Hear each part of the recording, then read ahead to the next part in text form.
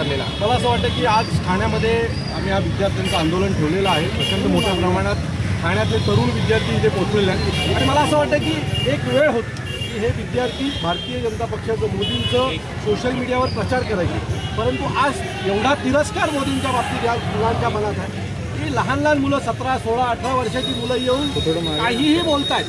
मला असं वाटतं ही त्यांची चीड आहे आणि ज्या पद्धतीने हे जर आवाज मागे ऐकलात तर मला कळेल की या मुलांमध्ये काय चीड आहे। हे प्रत्येक कॉलेजच्या बाहेर चालू आहे, म्हणजे हे फक्त ठाणा कॉलेजच्या बाहेर नाही, तुम्ही जर बाकी इतर ठाण्यातल्या कॉलेजमध्ये गेलात तर तिथली ही परिस्थिती आहे। मुलांचे आई वडील विद्यार्थी हे सगळेच आता या आंदोलनामध्ये जॉईन झालेले आहेत। मी खात्रीने सांगतो जर लवकरात लवकर धर्मेंद्र प्रधानांच्या विलंबनाच्या बाबतीमध्ये किंवा राजीनाम्याच्या बाबतीत निर्णय झाला नाही तर या देशातलं सरकारही पडेल अशी परिस्थिती या देशात उद्भवली जाईल। आज सन्माननीय राजसाहेबांनी आणि उद्धव साहेबांनी देखील 26 तारखेला मोर्चा जाहीर केलेला आहे विद्यार्थ्यांसाठी। तर मला दिसतं आहे की पुढचं जे आंदोलन आहे हे अजून तीव्र होईल। सुरुवातीला ज्या वेळेला जंतर मंतरवर आंदोलन सुरू झालं त्यावेळेला हे शांततेत चालू होतं, पण आता ह्याचं एक पुढची स्टेप झालेली आहे की हे आंदोलन तरुणांनी हातात घेतलेलं आहे आणि पुढच्या काही दिवसांनी हे आंदोलन हे प्रचंड मोठ्या प्रमाणात चिघळेल अशी एक भीती तयार झालेली आहे। तर मला असं वाटतं की मोदींनी तात्काळ धर्मेंद्र प्रधान यांचा राजीनामा घ्यावा, नाहीतर वेळ येईल की हे देश मोदींचा राजीनामा मागेल। सर, पंतप्रधानांनी ट्विट देखील केलेलं आहे जो कोण दोषी असेल त्यांना कारवाई करण्यात येईल आणि या पंतप्रधानांनी जर त्यांच्या आधीची भाषणं ऐकली, सरकारमध्ये नव्हते तर हेच मंत्री लोकांचे राजीनामे मागत होते। आणि बरं जर तुम्ही एखाद्याला जबाबदार मानणार नाही तर या सरकारमधला प्रत्येक मंत्री मजोर वागेल, त्यांना कळेल की आम्हाला राजीनामा द्यावा लागत नाही, आम्ही मजोरीनेच वागणार। त्यामुळे तुमची मजोरी आता बंद झाली पाहिजे। याच्या आधी रेल्वे 2014च्या आधी अनेक रेल्वे ॲक्सिडेंट झाले, त्याच्यात जो जबाबदार मंत्री होता, जो त्या खात्याचा मंत्री होता त्यांनी राजीनामे दिले होते। याचा अर्थ काय त्या मंत्र्यांनी जाऊन रेल्वे चालवली नव्हती त्यावेळेला देखील। सो ती एक नैतिक जबाबदारी असते। जर सरकार यश घेत आहे तर अपयशही सरकारनेच घेतलं पाहिजे आणि जर अपयश सरकार घेणार नसेल तर ही जी झेंडीज आहेत ना हे त्यांना अपयश देईल।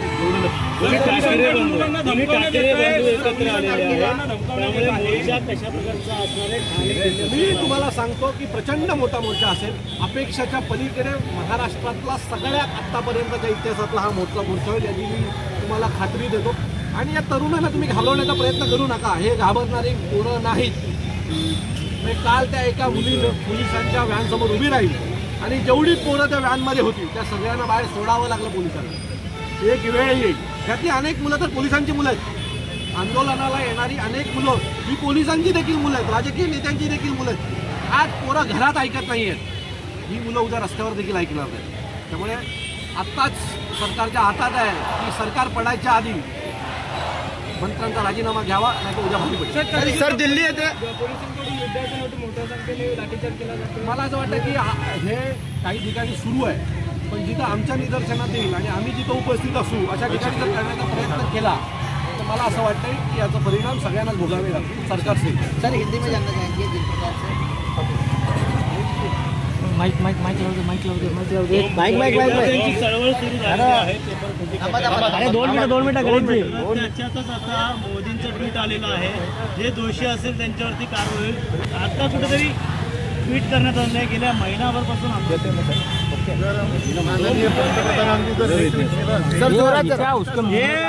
माईक खाली घ्या।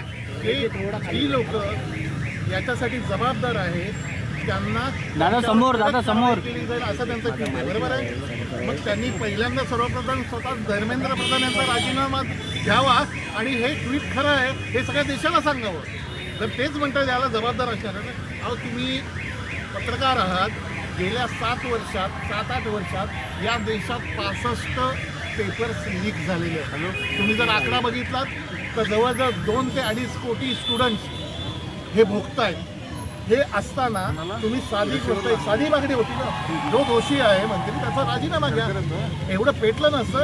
मला असं वाटतं की त्यांना असं वाटलं की हे जेनझीचे स्टुडंट्स आहेत, हे विद्यार्थी आहेत, ही तरुण पोरं आहेत, ही 2 दिवस बसतील आणि घरी जातील, पण त्यांना ही कल्पना नव्हती। आज क्रांतिकारक म्हणून ही जी पोरं उतरलेली आहेत ती मागे फिरणार नाहीत। मी स्वतः जंतर मंतरला होतो, माझ्या समोर डोकी फोडले गेलेत, लाठी हल्ला झालाय, रक्ताळलेले लोक इकडे तिकडे चपलांचा खच पडलेला होता।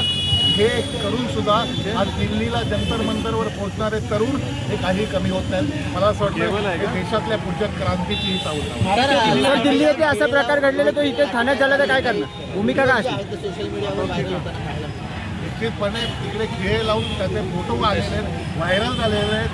आज सगळ्यात मला आनंदाची गोष्ट ही वाटते की जे 40 पैसे देऊन ते अंधभक्त ते काय जे काय करतात त्याच्यापेक्षा जयंतीचे हे 20 लाख लोक आहेत ना, त्यांना IT आणि हा IT जास्त मजबूत आहेत कारण ते जेन्सी आहे. त्यामुळे तुम्ही लक्षात घ्या, हे आंदोलन पेटताना जो अपप्रचार होतोय की चीनमधनं पैसे आले, CIAने पैसे दिले, हा मूर्खपणाच्या या सगळ्या पोस्टवर सगळे लोक हसतायत कारण जेनजींकडे पण कॅमेराज आहेत आणि जे काही खरं आहे ते आज मला दुसरं त्या मुलांचं कौतुक एवढं वाटतं. आज त्यांच्या मोबाईलमध्ये कॅप्चर झालेल्या बातम्या या मोदी मीडियाला सुद्धा आता दाखवाव्या लागल्या. याचं कारण देशामध्ये ही जी क्रांती होती या मुलांकडनं ही मला असं वाटतं इतकी पॉवरफुल आहे. त्याच्यापुढे हतबल आहे सरकार, केंद्र सरकार आणि याचा विचार सरकारने केला पाहिजे. सर अनेक एक बात आपसे स्पष्ट कह देता हूँ, आपको हिंदी में जानना है ना। राज साहब ने आज कहा है कि अगर मेरे महाराष्ट्र के मोर्चा में जो 26 तारीख को निकलने वाला है, अगर मेरे बच्चों के साथ किसी ने हाथ लगाया काय करते? कोण काढेल हे लक्षात ठेवा. त्यामुळे मुंबई पोलीस व्हिडिओ तो व्हायरल होतो, आपण सुद्धा दाखवला आहे. तुझ्या खिशामध्ये पुढे टाकेन आणि तो आयुष्य बर्बाद करेन. आजच्या नंतर कुठल्या विद्यार्थ्याच्या केसाला धक्का लागला तर अविनाश आणि अभिजितच्या सोबत खांद्याला खांदा लावून राजदापूरच्या कार्यकर्ता रस्त्यावर जाईल. आणखी एक गोष्ट, अरे चोर है, चोर है, चायवाला चोर है, चोर है. हे माईक घे दोन्ही घे.